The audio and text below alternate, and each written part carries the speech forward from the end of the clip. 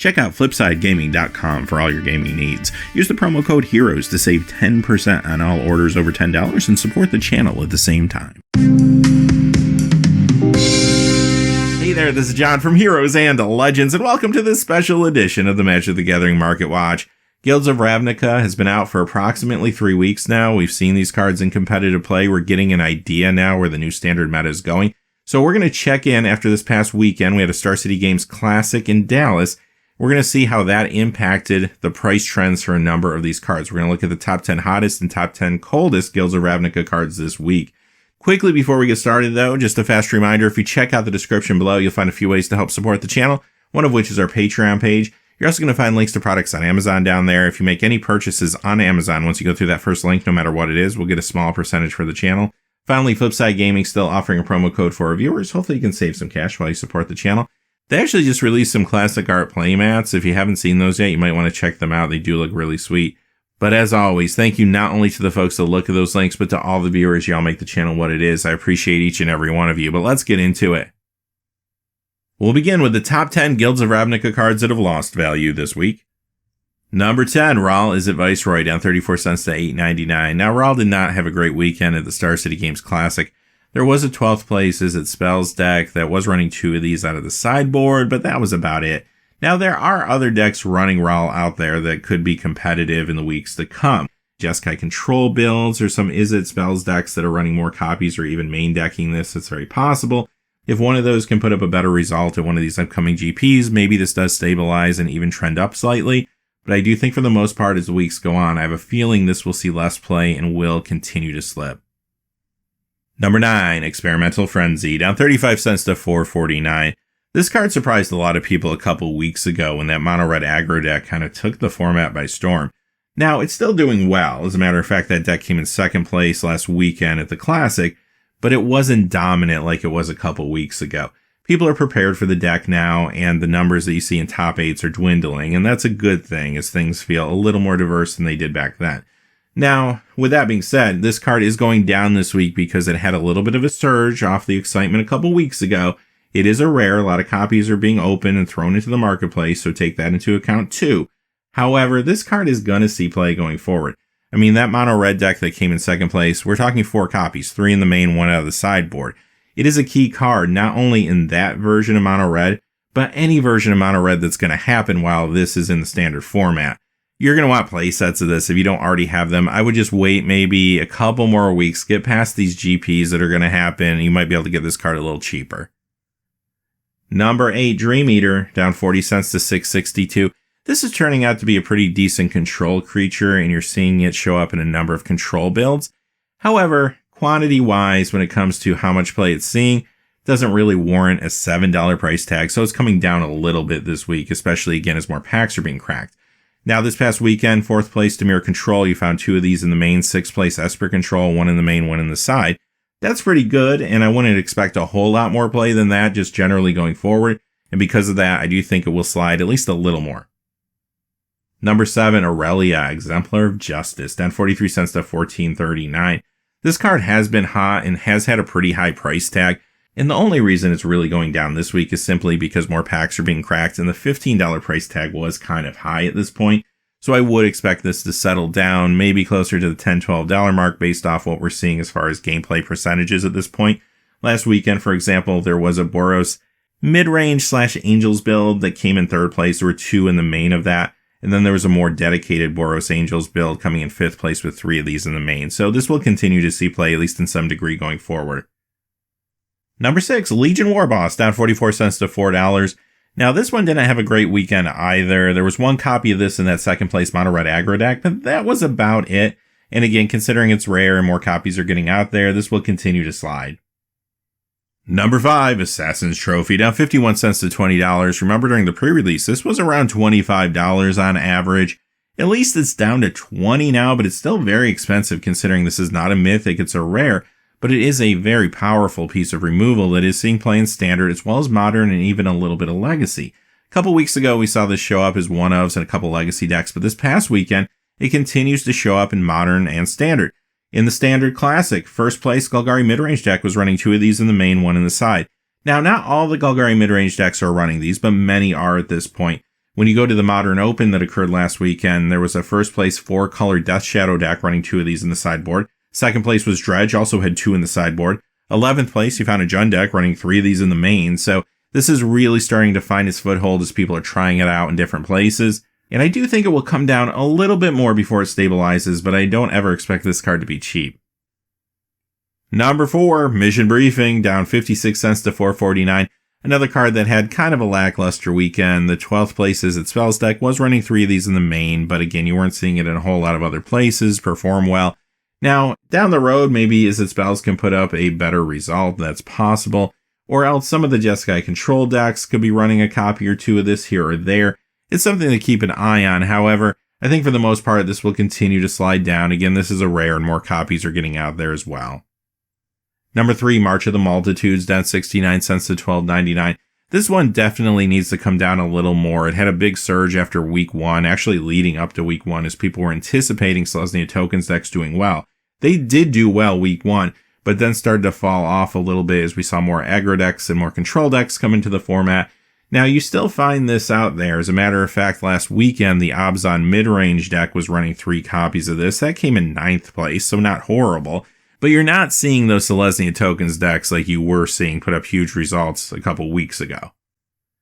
Number 2, Nullhide Ferox, down 89 cents to $7.10. This one's a mythic that's going to keep coming down. The Steel Leaf Stompy deck has really underperformed expectations the last couple weeks. I don't really think that's changing. Feels like this meta isn't the right place for it. Now, this card was part of that deck, but even as a part of that deck, it was looking maybe a little lackluster in week 1. So I do think even the decks that are still going to try to hang in there over the next few weeks that are either Steel Leaf Stompy or something similar are probably phasing this out anyway. Don't buy this one. It's going to be a lot cheaper pretty soon. Number 1, Pelt Collector, down 98 cents to $4.86. Very similar to the last card because Steel Leaf Stompy isn't doing well. This card's not really doing well and will continue to slide. Now, this one will slide even more because it is a rare and not a mythic. Now, there was hope for this in that Suicide Zoo deck in Modern, perhaps, but it hasn't put up a result yet. Now, that could change. I could see that deck actually putting up a good result at some point, or maybe a variation of that deck. When and if that happens, this card could stabilize and go up in value again, but I think for right now, it's going to keep sliding. All right, let's move on to our top 10 Guilds of Ravnica cards that have gained value this week.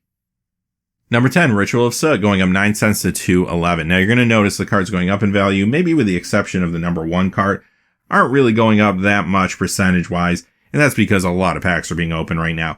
The cards that are going up at all are due to the fact that they are seeing play, or maybe even had a successful weekend last weekend, and that's what you're going to see for the most part here. Now, Ritual of Soot is one of those cards. It's not going up a whole lot, but this is an indication that it is at least doing pretty well. The 4th place Dimir Control deck from last weekend had 2 of these in the main, 1 in the side. The 6th place Esper Control had 3 in the main. Number 9, Lava Coil. This is an uncommon going up 10 cents to 88 cents, and that does speak to the fact that it is seeing still a lot of play, but it is an uncommon, so this is going to quickly stabilize and go down a little bit soon. Now, last weekend, it didn't do bad. 2nd place Mono Red Aggro, there's 1 in the main, 3 in the sideboard. 12th place Is It Spells had 2 in the main and 1 in the side, so it's still kicking around definitely. Number 8, Sinister Sabotage, up 14 cents to $1.19. Very good control card, obviously. Last weekend, the 6th place Esper Control deck was running 4 of these in the main. Number 7, Doom Whisperer, up 21 cents to $24.99. The most expensive card in the set. It is a mythic, but it is going up in value. That's saying something, even if it's only 21 cents. Had a pretty good weekend last weekend. The Golgari mid-range deck, which came in first place, was running 3 of these in the main. Now, not all Golgari decks will run this, but I think considering the success of the one we saw last week, probably more will run it going forward. And also Dimir Control, which came in 4th place, was running 4 of these in the main. This is a great control card. Obviously, it's good in mid-range decks too. So this is going to be a part of many standard decks, I'm sure, during its lifetime in the format. Not to mention that it's also a very good commander card, which is part of the reason the price point is so high right now too. Number 6, Watery Grave, up 26 cents to $9.59. Now, most of the shot lands have stabilized, already began going down in value. They are rares. A lot of packs are being cracked right now. However, this one had a pretty good weekend. The 4th place Dimir Control and the 6th place Esper Control were both running 4 of these in the main, of course, as part of their mana bases. Now, aside from that, modern decks, there's a number of decks that utilize this card and have been utilizing it for a while. That's part of the reason, too, that the price is a little inflated on this one. But I do think pretty soon this will also stabilize and go down. A lot of people ask me, when is a good time to buy the Shocklands? wait a few more weeks. More packs are going to be open, and once we get past these big GPs coming up, and even past the Pro Tour, if you want to wait a little longer, you're going to start seeing everything settle down as people build their decks and the mad scramble kind of ends. That will be a great time to pick these up.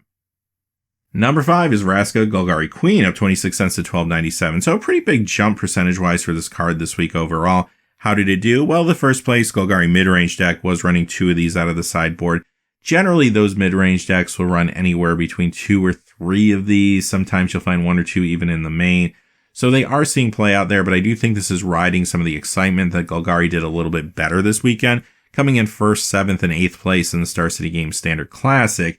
So most likely that's what you're seeing happening here. And I do think this will settle in the coming weeks, maybe closer to the $10 mark, give or take. Number 4, Deafening Clarion goes up 36 cents to $2.49. This card was undervalued and is still probably at least a little undervalued. You can pick these up for $2.50, and they're seeing a lot of play. Last weekend, the Boros mid-range / Angels deck, I kind of consider it more of a mid-range deck. They came in 3rd place, had 3 of these in the side. Then there was a true Boros Angels deck in 5th place with 3 of these in the main. I've seen this also in the Boros aggro builds, Boros mid-range decks of different varieties. So I do think this will continue seeing play going forward. It's a very, very solid standard card. Number 3, Expansion Explosion at 44 cents to $3.50. Now this card was hot last week. Looks like it's hot this week, right? Although, I'll warn you, over the last 48 hours or so, this card has cooled off a lot and has stabilized. So the reason for that is because, much like some of the other Izzet cards we've talked about today, didn't really have a huge weekend. There were 2 copies out of the sideboard of that Izzet Spells deck that came in 12th place, but again, it didn't really do much else other than that. Now, there are a lot of people anticipating that a deck running this card and many of the others could perform better next weekend at one of these GPs. It could be the Izzet Spells deck, perhaps. It could be Izzet Drakes. It could be Jeskai Control. That is very possible, so we'll have to kind of wait and see what happens to this card. Number 2, Niv Mizzet Perrin at 49 cents to $2.49. So this is a perfect example of what I just mentioned. That Izzet Spells deck that I've been talking about all day, not running any of this, although some Izzet Spells decks do run this card, and that's why it is going up in value. The anticipation that maybe one of those decks could do well in the coming weeks. Also, Izzet Control decks sometimes run this out of the board, so considering the low price point here, there are some people banking that this card has a big week going forward. Number 1 is Arclight Phoenix, up 503 to $13.62. Wow, this just soared this week. So why is that? Well, first off, it was undervalued and underappreciated during the pre-release and even into the first week of competitive play. A lot of people didn't realize how good this card was, myself included. I was surprised by this one, but it's great in a few builds now. Spells deck did well last weekend. I mentioned that the 12th place one was running 4 of these, and I do think a lot of people anticipate that deck perhaps doing better in the future. That's part of the reason this is going up as much as it is. But the other part is the fact that this is also a very good modern card. As a matter of fact, there was a modern deck last weekend at the Star City Games Modern Open, came in 16th place, but it was a Izzet Spells deck with 4 of these in the main. And there's another modern deck running around with this thing. It's the Runaway Red Aggro deck, and of course those run Runaway Steamkins as well as this. Hasn't put up a huge result yet, but a lot of people think that it could soon. So with the speculation that the card could actually be better in the future, combined with the performance we've already seen, yeah, this card has a pretty big week percentage-wise. Alright, so that's the Market Watch for Guilds of Ravnica this week. Now, Saturday, we're going to be back with our regular episode of the Market Watch, where we talk about all things outside of Guilds of Ravnica, so stay tuned for that. But until next time, hey, thanks for watching. Please remember to like and subscribe, and have a great day. Hey, thanks for watching. This video is made possible by the generous support of viewers like you on Patreon. Check out the description below for links to our Patreon page as well as our Amazon affiliate store, where a small percentage of all sales will also help support the channel. Finally, if you haven't had a chance yet to subscribe, hit that subscribe button so you don't miss any new videos on Heroes and Legends. Talk to you again soon, and have a great day.